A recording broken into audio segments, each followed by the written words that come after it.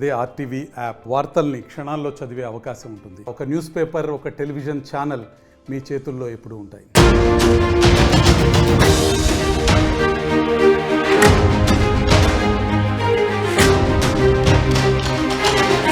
Breaking news చూస్తున్నాం. పాకిస్తాన్ పరిస్థితి రోజు రోజుకు దిగజారిపోతోంది. ఎలా ఉందనంటే గూట్లో రాయి తీయలేనుడు ఏట్లో రాయి తీస్తానన్న చందంగా మారిపోయింది పాకిస్తాన్ పరిస్థితి. పాకిస్తాన్కి వరుస షాకులు తగులుతున్నాయి. పాకిస్తాన్ భారత్తో యుద్ధం చేద్దామని చెప్పి ఏదో కవ్వింపు చర్యలకి, యుద్ధ విన్యాసాలకి పాల్పడుతూ పెద్ద ఎత్తున ఒక రాద్ధాంతం చేస్తోంది. కావాలని భారత్ని రెచ్చగొట్టే ప్రయత్నం చేస్తోంది. రెచ్చగొట్టడం కాదు, కనీసం భారత్ కొట్టే దెబ్బలను తట్టుకోవాలని రకంగా ప్రిపేర్ అవుతోంది పాకిస్తాన్. ఈ నేపథ్యంలోనే అటు బలూచిస్తాన్ వేర్పాటువాదం చాలా స్ట్రాంగ్గా మారింది. ఓవైపు భారత్, మరోవైపు బలూచిస్తాన్, రెండు వైపుల నుంచి పాక్కి ఒత్తిడి గురవుతోంది. బలూచిస్తాన్ పైన క్రమంగా పట్టు కోల్పోతోంది పాకిస్తాన్. ఇప్పటికే ఆర్టీవీ చాలాసార్లు చెప్పుకొచ్చింది, నిజంగానే కనుక భారత్తో యుద్ధం చేపట్టినా, యుద్ధం కాకుండా పాకిస్తాన్ని ఒక పిచ్చి కుక్కలాగా మనం వదిలేసినా కూడా పాకిస్తాన్ అనే పదం ఇక వినిపించదు. Pakistan is no more, there will be no more Pakistan again. ఎందుకనంటే పాకిస్తాన్ 4 ముక్కలు కాబోతోంది. ఒకటి బలూచిస్తాన్ వేర్పాటువాదం, సింధు దేశ్, పంజాబ్ ప్రావిన్స్, ఆ తర్వాత పఖ్తూనిస్తాన్. ఇలా 4 ముక్కల కింద పాకిస్తాన్ కాబోతోంది. పాకిస్తాన్ అనే పదం ఇక పైన వినిపించదు, కనిపించదు. అసలు ఎట్టి పరిస్థితుల్లో పాకిస్తాన్ అనేది రూపురేఖలు లేకుండా కాబోతోంది. ఈ వేర్పాటువాదం చాలా కఠినంగా మారుతోంది. ఈ నేపథ్యంలో బలూచిస్తాన్ ఏం చేసింది తెలుసా? బలూచిస్తాన్ అంటే అక్కడ పాకిస్తాన్ 1948లో ఆ ప్రాంతాన్ని పూర్తిగా కైవసం చేసుకొని, వారిలో కలిపేసుకొని, వారందరినీ అణిచివేస్తూ ఇప్పటికీ వారిపైన పెత్తనం చెలాయిస్తోంది. పాకిస్తాన్ అనేటువంటి దేశం 40% మొత్తం కూడా బలూచిస్తాన్ బలోచ్లే ఉంటారు. అయితే ప్రస్తుతం వారంతా చాలా స్ట్రాంగ్ అయ్యారు. ఓవైపు భారత్ నుంచి, మరోవైపు బలూచిస్తాన్ నుంచి పాకిస్తాన్కి ఒత్తిడి పెరుగుతోంది.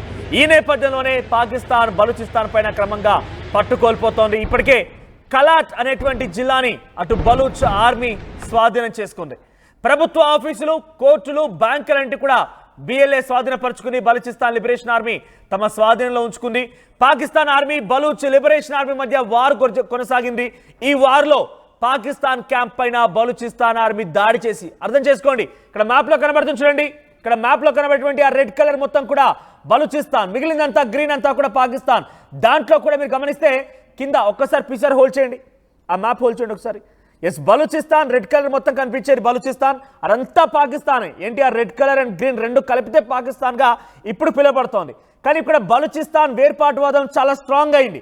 బలూచిస్తాన్ లిబరేషన్ ఆర్మీ ఏకంగా ఎప్పటి నుంచో పాకిస్తాన్ ఆర్మీకి ముచ్చమటలు పట్టిస్తోంది, కనీసం కంటికి నిద్ర లేకుండా చేస్తోంది. ఈ క్రమంలోనే భారత్ పైన కవ్వింపు చర్యలకు పాల్పడి భారత్తో యుద్ధానికి దిగింది.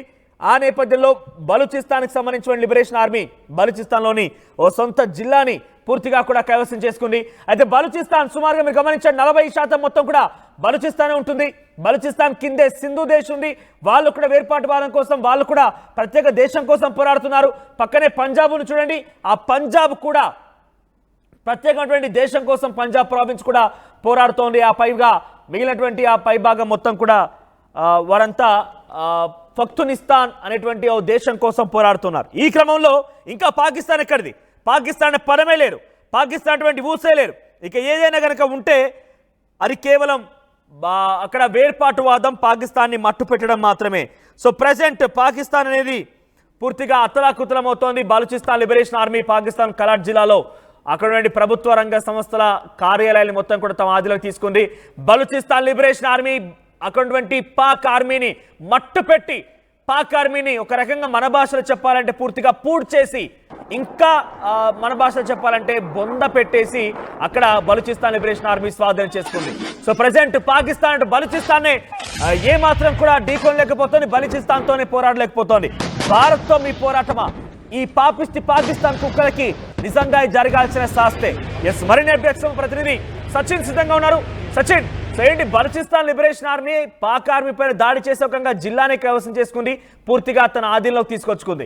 ఇది సరైన సమయంగా భావించి బలూచిస్తాన్ కూడా పాకిస్తాన్ పైన అనేక రకాలుగా దాడికి దిగుతోంది. సో ఇంకా ఇలా చూస్తూ పోతుంటే పాకిస్తాన్ ఇక ఉండదు అనేటువంటి ఆనవాళ్ళు కనబడుతున్నాయి, అటువంటి సంకేతాలు కనబడుతున్నాయి. ఏం జరగబోతోంది? బలూచిస్తాన్ లిబరేషన్ ఆర్మీ ఈ యొక్క యాక్టివిటీని పాకిస్తాన్ ఎలా చూడబోతోంది? బలూచిస్తాన్ కాస్త యాక్టివ్ అయినట్టు కనిపిస్తోంది. ఉన్నప్పటికన్నా ఇప్పుడు మరింత యాక్టివ్ అయినట్టుగానే మనకి ఈ ఘటన చూస్తే అర్థమవుతుంది మనకు. ఎందుకంటే ఈసారి బరిలోకి దిగింది సాదాపేద బృందం కాదు, ఏకంగా ప్రత్యేక శిక్షణ పొందింది. దాంతో పాటు అత్యంత పునరమైందిగా చెప్పుకునే డెత్ స్క్వాడ్ బలూచిస్తాన్ లిబరేషన్ ఆర్మీకి సంబంధించి అది రంగంలోకి దిగింది. రంగంలోకి దిగిన తర్వాత మంగచూర్ అనే పట్టణంలోకి చొచ్చుకుపోయింది. అక్కడ ఉన్న ప్రభుత్వ కార్యాలయాలు కావచ్చు, లేకపోతే భద్రతా సంస్థలకు సంబంధించిన ఆ ప్రాంతాలను కావచ్చు అదుపులోకి తీసుకుంది. ఎంతతో ఆగలేదు, పట్టణంలోని అక్కడ విధులు నిర్వహిస్తున్న కొంతమంది ఉన్నత స్థాయి సైనిక అధికారులు కావచ్చు, ప్రభుత్వ అధికారులు సైతం బందీలుగా చేసుకుంది అనేది ప్రస్తుతం సోషల్ మీడియాలో తీవ్రమైన చర్చ జరుగుతోంది. బలూచిస్తాన్కి సంబంధించి అట్ ద సేమ్ టైం కొన్ని ఈ బ్లూ టిక్ మార్క్ ఉన్న సోర్సెస్ గా చెప్పుకునే ఈ ప్రొఫైల్స్ ఏవైతే ఉంటాయో ఈ సోషల్ మీడియా ఎక్స్ లో వాళ్ళే ఉంటుందంటే క్వెటా కరాచీ హైవేకి సంబంధించి మాంగ్చూర్ ప్రాంతంలో ఉన్న కలాత్ జిల్లాను అక్కడ దాడులు జరిగాయి. ఆ దాడుల్లో ప్రభుత్వ బిల్డింగ్లు కావచ్చు, లేకపోతే మంగచూర్ బజార్ కావచ్చు, వాటిని తగలబెట్టడం జరిగింది. మంటల్లో చిక్కుకున్నాయి ప్రస్తుతం. ఇంకొన్ని సోర్సెస్ ప్రకారం వాళ్ళు ఏం చెప్పడం జరుగుతుందంటే గ్రూప్ ఆఫ్ ఆర్మ్డ్ మెన్ అక్కడికి వెళ్ళడం జరిగింది. నేషనల్ హైవేకి సంబంధించి కూడా పూర్తిగా ఆపేయడం జరిగింది. దాంతో పాటు మరికొన్ని వెహికల్స్ కూడా అక్కడ ఇంటర్సెప్ట్ చేయడం జరుగుతుందని చెబుతూనే మరికొన్ని వాహనాలు కావచ్చు, లేకపోతే అక్కడ బస్సులు కావచ్చు, ప్రైవేట్ కార్లను కావచ్చు, వాటిని నిలిపివేశారు. దీంతో పూర్తిగా ట్రాఫిక్ నెలకొంది అంటూ కూడా చెప్తున్న పరిస్థితి. ఇది ఎక్కడ ఉంది అంటే రిమెంబర్ దాదాపుగా 270 నుంచి 290 కిలోమీటర్ల దూరం బలూచిస్తాన్ కేంద్రంగా చెప్తున్న ప్రాంతం నుంచి ఈ మాంగ్చూర్ అనే ప్రాంతానికి 270 కిలోమీటర్ల దూరంలో ఉన్న ఈ ప్రాంతంలో మామూలుగా అయితే సరిహద్దులు మనం చూసుకుంటూ ఉంటాం. ఒక 100 కిలోమీటర్లు 150 కిలోమీటర్లు చొచ్చుకొచ్చారంటే అర్థం చేసుకోవచ్చు. కానీ ఏకంగా 270 కిలోమీటర్ల వరకు కూడా వచ్చేసారంటే ఇటు బలూచిస్తాన్ ఆర్మీ ఏ స్థాయిలో బలపడుతూ ఈ పరిస్థితి బట్టి మనకు అర్థమవుతుంది. అక్కడ ఇంకేం చెప్తే మంగచూర్ బజార్ కావచ్చు, లేకపోతే అక్కడ మరికొన్ని ప్రాంతాల్లో కావచ్చు, నాబ్రా జ్యుడిషియల్ కాంప్లెక్స్ కి సంబంధించి కూడా, దాంతో పాటు నేషనల్ బ్యాంక్ ఆఫ్ పాకిస్తాన్ కి సంబంధించి కూడా వాటిని కూడా అక్కడ తగలబెట్టారు.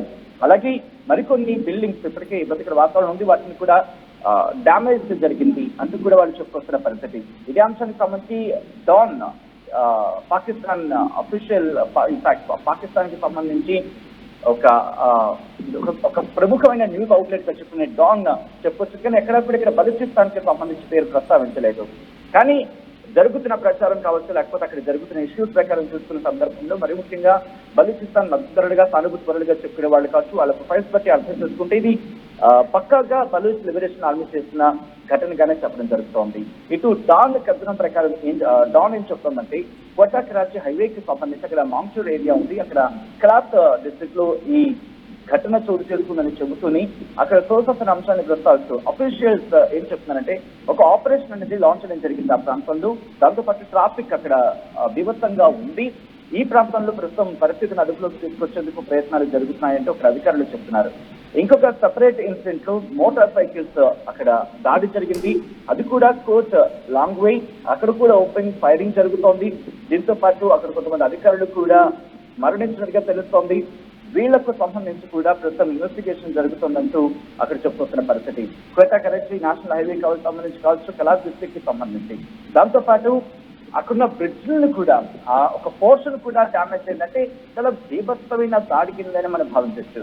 పాకిస్తాన్ కి ఇది ఒక దెబ్బ కిందే భావించాలి. ఎందుకంటే బలూచ్ లిబరేషన్ ఆర్మీ ఎంతవరకు ఈ స్థాయిలో దాడి చేసిన సందర్భాలు ఈ మధ్యకాలంలో మనం ఎక్కడ వినలేదు.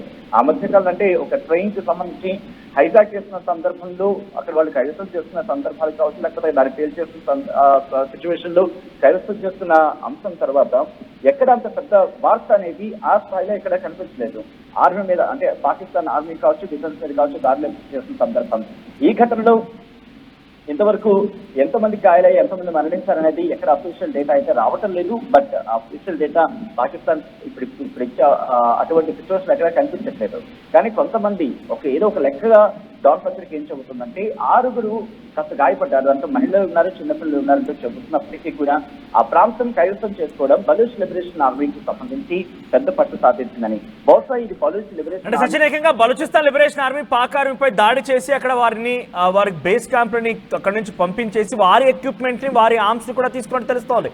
అంటే ఇంకా విస్తరించి ఇప్పుడు కలాట్ జిల్లాతో ఆగిపోకుండా ఇంకా జిల్లాల్ని ఆధీనపరుచుకునే అవకాశం ఉంది. ఎందుకంటే ఎల్ఓసి వెంట ఉండాల్సినటువంటి పారామిలిటరీ ఫోర్స్ మొత్తం కూడా బలూచిస్తాన్ వేరుపాటువాదులని అణచివేయడం కోసం వెళ్ళిపోయింది. అక్కడ ఉండాల్సినటువంటి ఆర్మీ మొత్తం కూడా పాక్ ఆర్మీ ఎల్ఓసి దగ్గరకు వచ్చేసింది. అంటే పారామిలిటరీ ఫోర్సెస్ని ఢీ కొట్టడం బలూచిస్తాన్ ఆర్మీకి చాలా తేలికైన పనిగా ఇక్కడ క్లియర్ కనబడుతోంది. సో ఇంకా ఇది విస్తరించే అవకాశం ఉందా? ఇంకా మరికొన్ని జిల్లాలను కూడా ఆధీనపరచుకోవచ్చా? ఎస్, ఇది మరింత దాడి చేసే అవకాశం ఉంది. నేను ఎందుకు మాట్లాడుతున్నా అంటే ఈ హైవే గుంటూరు నుంచి నేరుగా కరాచీకి లీడ్ చేస్తుంది. దాంతో పాటు మనకి ఎల్ఓసి కూడా దగ్గరగా వచ్చే అవకాశానికి కనెక్టివిటీలో ఉంది. కానీ బట్ అంత దూరం లేదు. కరాచీ పోర్ట్ కి సంబంధించి లీడ్ చేస్తోంది. దాదాపుగా కొన్ని కిలోమీటర్ల దూరం మాత్రమే ఉందని చెప్పుకోవాలి. సో ఈ ప్రాంతం మీద దాడి చేయడం వెనకాల బలూచిస్తాన్ లిబరేషన్ ఆర్మీ ఒక సైన్య వరవే కాదు.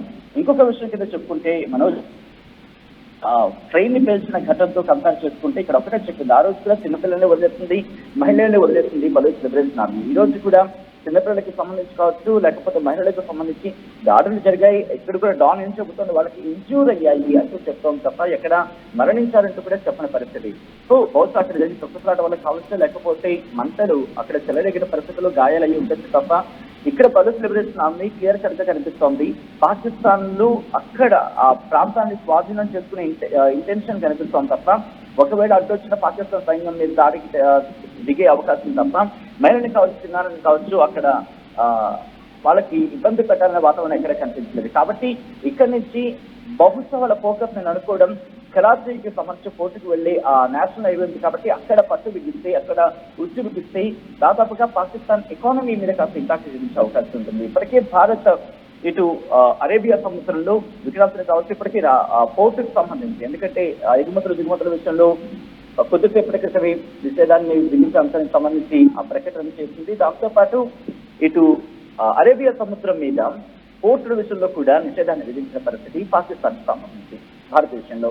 సో ఇటువంటి సినారియోస్ చూస్తూ ఉంటే కనుక బలూచిస్తాన్ లిబరేషన్ ఆర్మీ ఈ సిచ్యువేషన్ ని అడ్వాంటేజ్ తీసుకునే అవకాశం కనిపిస్తోంది. అడ్వాంటేజ్ తీసుకుని ముందుకు వెళ్లే పరిస్థితులు మనకు కనిపిస్తోంది.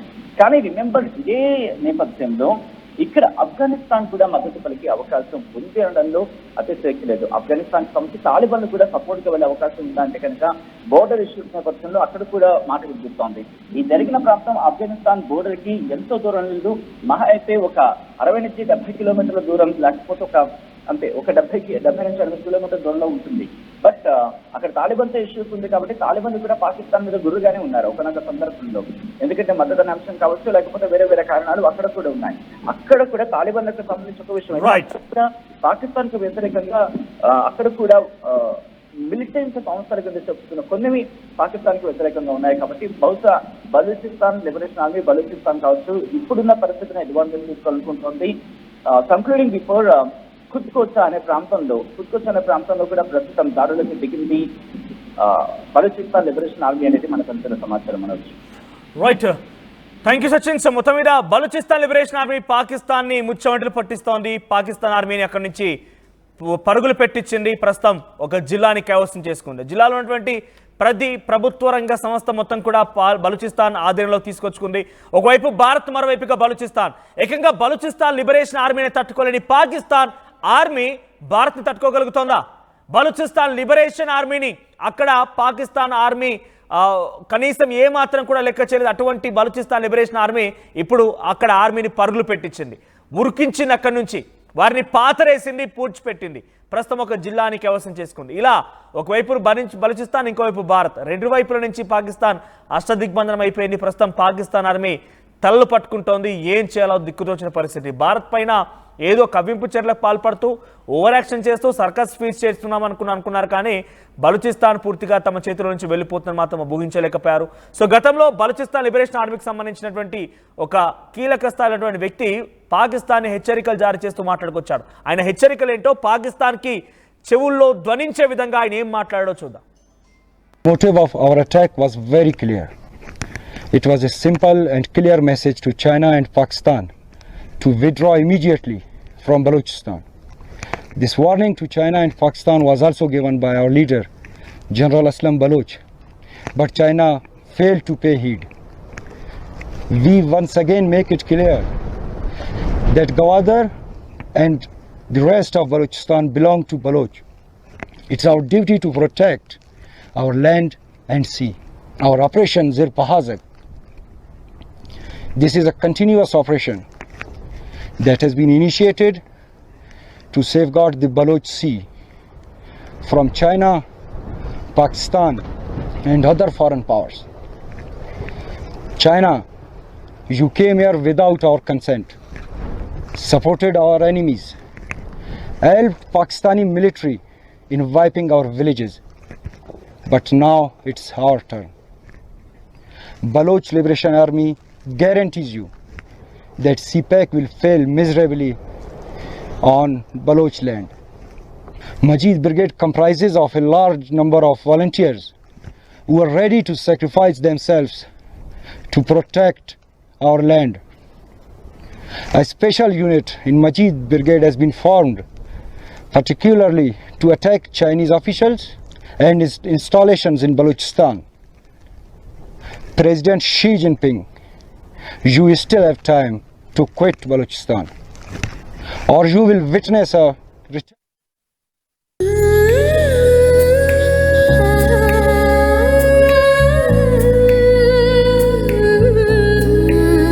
Gokulam signature jewels. మరిన్ని వీడియోస్ కోసం ఛానల్ ని సబ్స్క్రైబ్ చేయండి, లేటెస్ట్ అప్డేట్స్ కోసం వాట్సాప్ ఛానల్ ని ఫాలో చేయండి అండ్ లింక్ డిస్క్రిప్షన్ లో ఉంది.